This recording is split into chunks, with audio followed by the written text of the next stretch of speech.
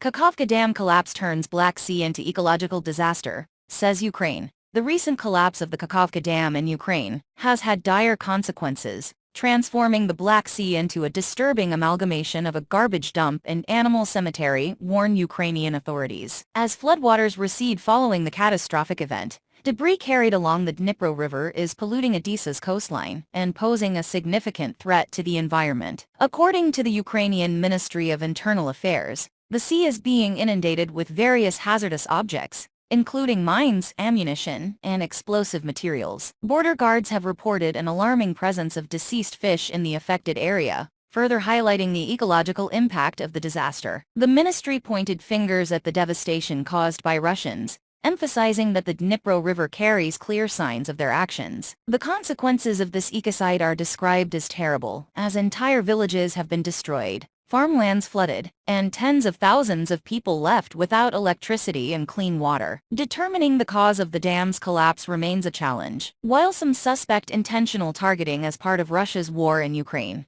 others speculate it might be due to structural failure. Several Western officials have attributed the incident to Moscow's responsibility, blaming the collapse on the Russian-occupied dam. Since the collapse, 2,699 individuals, including 178 children, have been evacuated from endangered settlements in the Kherson region, according to Alexander Prokudin, the Ukrainian head of the regional military administration. Swimming and fishing have been strictly prohibited, and residents are advised to consume only bottled or imported water, due to the high concentration of harmful substances found in water samples. Despite efforts to mitigate the crisis, further challenges loom ahead. Thunderstorms and squall winds are expected, posing risks to rescue operations. Although the flood-affected territories have decreased in size, with a reduction in average water levels, numerous settlements remain submerged, and thousands of residential buildings are still underwater. The situation is particularly critical on the temporarily occupied East Bank,